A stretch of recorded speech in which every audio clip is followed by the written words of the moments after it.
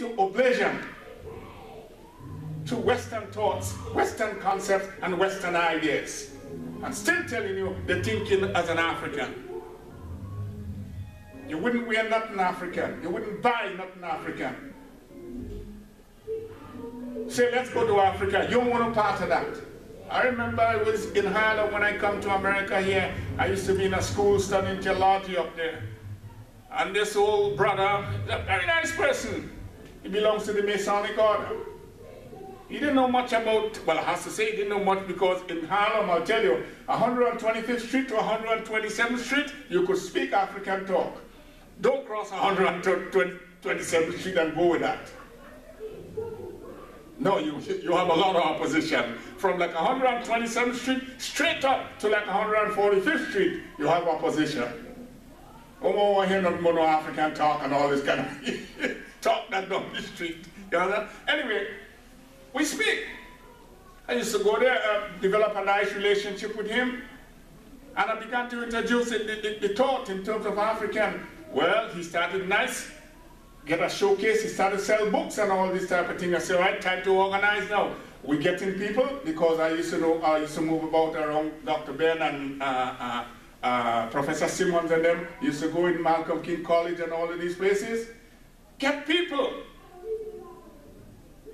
Lots of brothers who have the skull box. You understand? Let's open an organization. We get people, we got a place. And you know what he said? He told me, and that's what he said to her, that he don't have no time with nobody in Africa. Them people over there beating drum and eating people. I was shocked to hear that man say that. I said, what you say? He said, I don't have time with other people, and them over there eating people and beating drum, and them is people cannibal. A Christian because he's a Christian minister. See where he gone? And that's the thing that blocks us. So how can you open an African religion or an African organization with that type of concept? And these are the things that tricks us all along the line. Believing to ourselves that we are thinking, but we are not thinking, we are following based upon reflex, things that so we got trapped. Like the rat on the experiment. Throw it in the cage and put the food over there, and you just keep running in a circle along the line. And this is where we have find ourselves. And these are the same thing as an individual where you find yourself to let go of your ego personality in yourself or the egoistic way of life. It becomes difficult for you to do it. Because you have practiced to be so egotistical and believe to yourself that you're thinking in the right way. So to forgive your friend, your family, your loved ones, to have good association, it becomes difficult. Your personality becomes what you call pathological. That's where you end up to be. So you cannot make a proper distinction. You're in a state of pathology, and that pathology puts you in a state that you can't have nothing to do good with anybody. Everybody becomes something to you different. So you pick up this sense of self-righteousness. But it's your egoistic attitude that is pushing you in that direction. And as a result of that, you're on the spiritual path, and rather than you see the question of unity, harmony, to work together, you cannot bring that together. Because that egoistical part is still blocking you. Well, there is remedy to it. And the third truth, devotion to the divine leads to freedom from the fetter of Set. Because the mind is constricted. It is binded through the fetter of Set, which is an egoistic way of life. That hatred, the anger, the grief, the loss, the envy, all of that constrict the mind. So the mind cannot expand. So there is no expansion of consciousness. So the mind remains in a dull state. And in that dull state, you believe to yourself that you're thinking right. But you are not really thinking right. You are thinking in the most dullest way you can ever think, because you hold yourself back. And if you're a person of a family person, you also hold your family back. Because you becomes a model towards your family. You become an example towards your family. And if that's what you give out to your family, what else would happen? And then if that's what goes on in the family, a family is typically a symbol of the society. And if the family becomes that symbol of the society, then typically what you are creating is a society of more anger and rage and hatred and greed and lust and envy.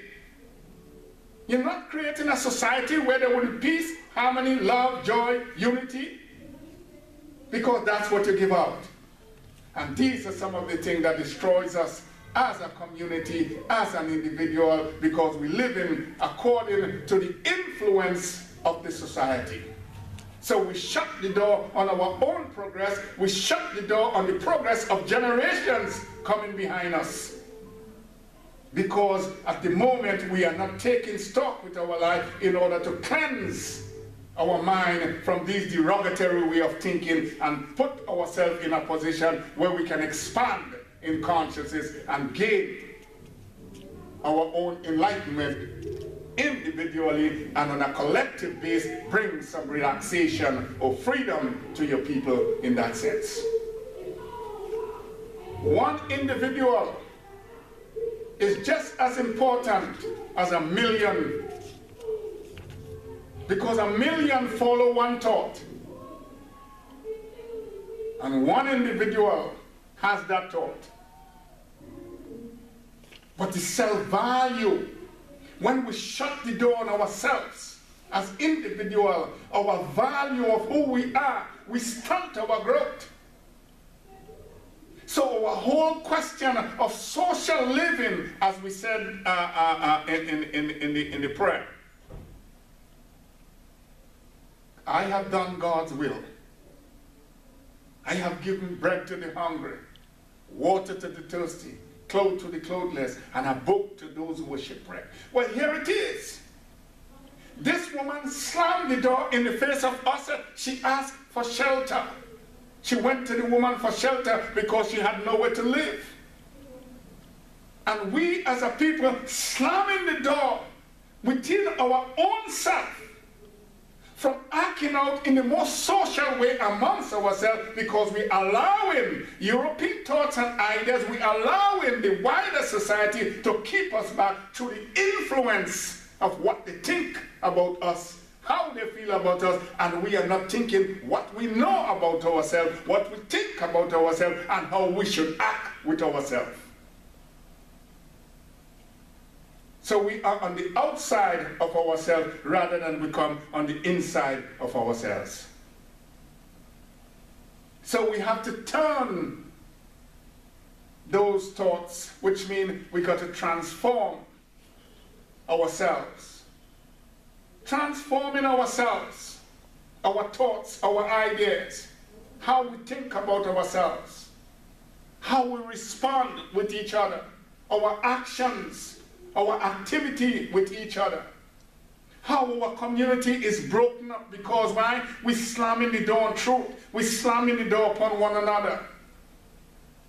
We always find ways, I don't want to have nothing to do with them, I don't want nothing to do with this. We find ways to slam the door, keep it shut, and allow the derogatoriness, the influence of others to control our minds.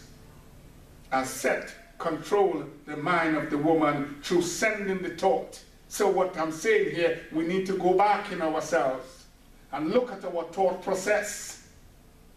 Look at how we are thinking, where we started those thoughts and then how these thoughts come about. Transform ourselves through the spiritual path. And when I say the spiritual path, I'm talking about going to church and ball out no Jesus and all of that. I ain't saying that. You have an African religion. You have an African concept. You have a model before you. And that's the model you have to follow in order to transform yourself. Because to say you're going to transform yourself and go in the church and do the same thing, you're not transforming. What you could be doing, you could be just polishing it. That's all you could be doing. You just put a little polish on it and make it look nice. So you walk outside and everybody say, yeah man, he's a good church goer. They look nice, you know, they used to go to church before, but look how they're looking nice, but that mean anything? You mean a neurotransform? You move a little higher, let's put it there. You move a little higher in your conditioning. That's all you're doing. You have no transformation because you're still criticizing your own people. You're still seeing your people as demons. You're still seeing your people as no good. You're not, you're shutting the door upon your own people. Shelter, you're not socialized. The whole question of socialize. That's social activity in order to get involved, to help your people. Open up a door that they may get some benefit to help themselves. You still close the door. That door is shut because our mind are constricted. Our mind is in the hands, let me put it this way, is in the hands of the European. That's where our mind is.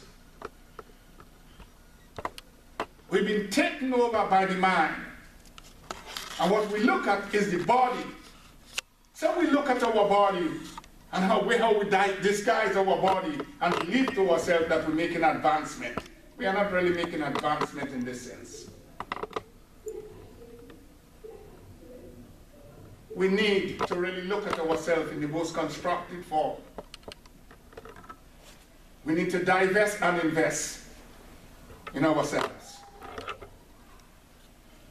We need to go forward in our own spiritual consciousness, individually and collectively. We must take it from the inside and put it on the outside. So we have to act it out, we got to live it out. It's not a question of just conversing of what Africanity is all about and what kind of history we had. That is good. But if we don't live it, it don't make any sense. And these are some of our downfall, shutting the door upon ourselves, shutting the door from doing good to our own self. Because the more we do good to our own kind amongst us, is the more we're doing good for our own selves. The more we develop what we call positive karma, individually and collectively in our community, is the more we live a more comfortable and happy life. Although there is pain and sorrow in time and space. Because I know, coming from the West Indies, there was a time, not now, I don't know now, but there was a time where you could have left your doors and all of that open, and your neighbor, when rain coming, your neighbor would pick your clothes up and carry it inside your house and wouldn't touch anything. Now I go down in the West Indies and what they have is big iron door, big iron gates in front of the windows and doors.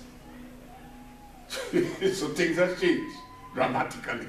You see, they have a little part in the West Indies they call Little New York. Back in the day, people didn't have alarm systems. Now they have more than alarm system. Yeah. They may have helicopter flown.